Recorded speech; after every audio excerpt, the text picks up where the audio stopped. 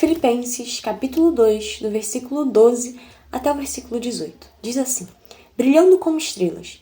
Assim, meus amados, como sempre vocês obedeceram, não apenas na minha presença, porém muito mais agora na minha ausência, ponham em ação a salvação de vocês com temor e tremor, pois é Deus quem efetua em vocês tanto o querer quanto o realizar, de acordo com a boa vontade dele. Façam tudo sem queixas nem discussões, para que venham a tornar-se puros e irrepreensíveis, filhos de Deus inculpáveis no meio de uma geração corrompida e depravada, na qual vocês brilham como estrelas no universo, retendo firmemente a palavra da vida. Assim, no dia de Cristo, eu me orgulharei de não ter corrido nem me esforçado inutilmente. Contudo, mesmo que eu esteja sendo derramado como oferta de bebida sobre o serviço que provém da fé que vocês têm, o sacrifício que oferecem a Deus, estou alegre e me regozijo com todos vocês. Estejam vocês também alegres e regozijem-se comigo. Jesus está falando com a gente sobre brilharmos como estrelas.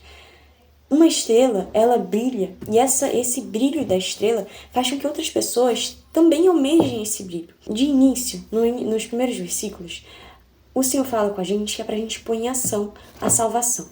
Jesus nos salvou, e nós sabemos que fomos salvos por Cristo, porque nós cremos em Cristo, porque nós servimos a Cristo, porque nós cremos e confessamos com as nossas própria boca, com os nossos próprios lábios, que Jesus é o Senhor, e passamos a viver uma vida de acordo com a vontade de Cristo. E Jesus, ele quer que a gente venha pôr em ação essa salvação. Jesus, ele nos salvou. Nós éramos como mendigos que precisavam do pão. E Jesus foi o pão da vida, que deu a vida dele, que deu a carne, o sangue dele, para nos alimentar, para nos salvar, para que fôssemos salvos. E agora o nosso dever é partilhar desse pão para outros mendigos, para outras pessoas que também precisam do alimento. E é isso, a gente põe em ação a salvação, põe em prática a salvação. Jesus nos salvou e agora é necessário a gente compartilhar, a gente falar do amor dele para outras pessoas que também precisam serem salvos por Cristo, sendo que é necessário a gente ter uma atitude, não um espírito de covardia, mas de ousadia, porque o que ele nos deu não foi um espírito de covardia, mas de ousadia, de coragem, de falarmos do amor dele para outras pessoas. E depois o Senhor também fala que é Deus quem efetua tanto querer quanto realizar.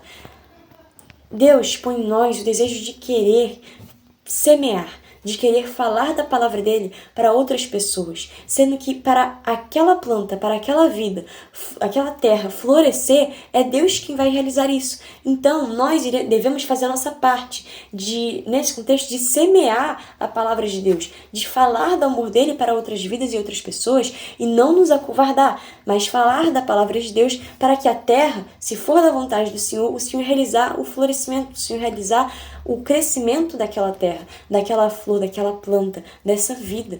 E é exatamente isso. E o Senhor fala com a gente que a gente deve fazer tudo sem queixas, sem discussões, sem ficar a murmurar, porque nós fomos salvos por Jesus. O nosso dever é partilhar desse pão, partilhar de Jesus para outras pessoas, não guardar isso para nós. Se nós temos o pão da vida, que nos dá a vida eterna, que nos nos livrou da morte, nós devemos partilhar desse pão para outras pessoas que estão mortas, para que elas passem a viver, porque Jesus que é a vida eterna, vai trazer vida a elas, porque ele é o pão da vida.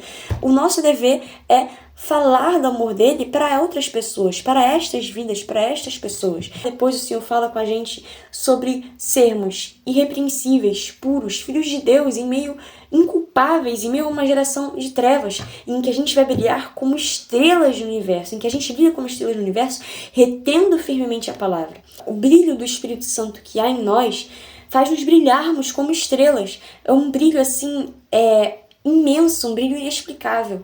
E as outras pessoas que estão ao redor, quando veem esse brilho em nós, vão querer esse brilho também. Sendo para que elas vejam esse brilho em nós, é necessário a gente ter uma intimidade com Deus, é necessário a gente ter muito contato com o Espírito Santo, termos uma vida totalmente entregue ao Espírito Santo, para que o brilho dele seja nítido em nós.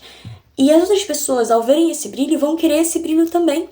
E a gente prega o Evangelho através até mesmo de quem nós somos, através de nossas atitudes, através dos nossos pensamentos, através de nós. Só que é necessário a gente ter essa intimidade com Deus para passarmos isso para outras pessoas.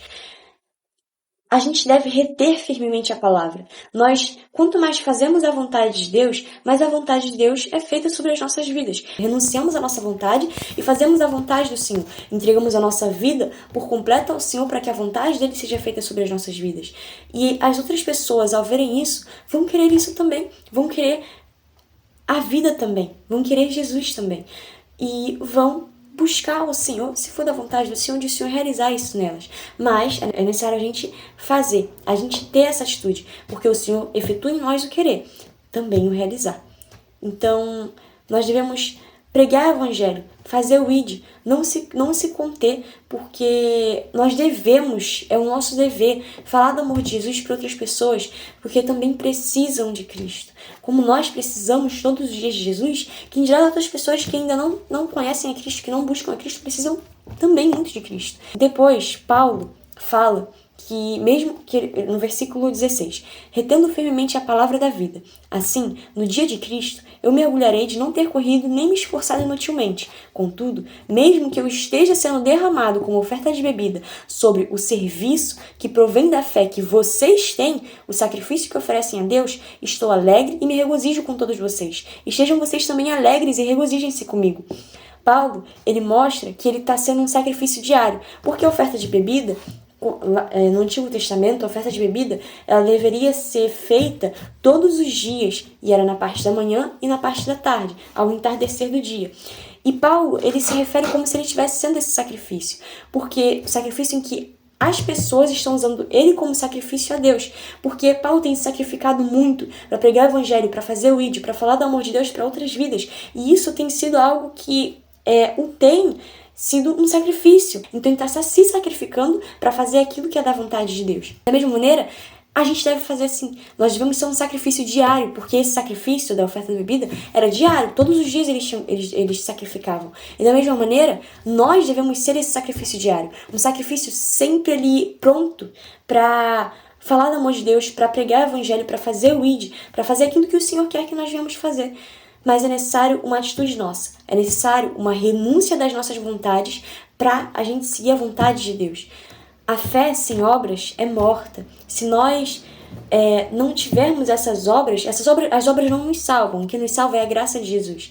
Mas a fé sem obras é morta. Não adianta a gente dizer que tem fé se a gente não tem obras, não tem atitudes que mostrem isso. Se nós temos fé, nós temos a certeza do que Jesus fala com a gente, nós sabemos disso certamente, a gente vai falar para outras pessoas também sobre Jesus. A gente vai compartilhar, fazer aquilo do que nossa fé nos leva a fazer. Então, a fé sem obras é morta.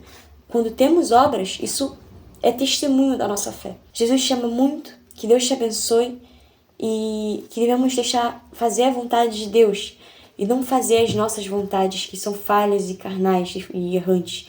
Porque quando seguimos as nossas vontades, que são carnais, são falhas, Deus não vai se agradar disso. Em 1 Coríntios, no capítulo 3, também fala sobre as obras, em que as nossas obras, no grande dia, no juízo final, elas vão ser provadas com fogo, para ver a qualidade delas. Então, o nosso alicerce, o alicerce das nossas obras tem que ser Cristo.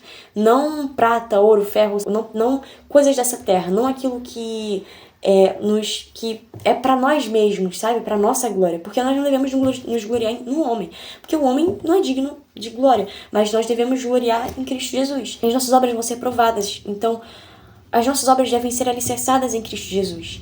Porque se são alicerçadas em Cristo Jesus, isso significa que é para a glória de Jesus. Não é para nós, mas é para Ele. É para a glória de Deus. É para a honra e glória do Senhor. Não para nós. Nossas obras devem estar alicerçadas em Cristo.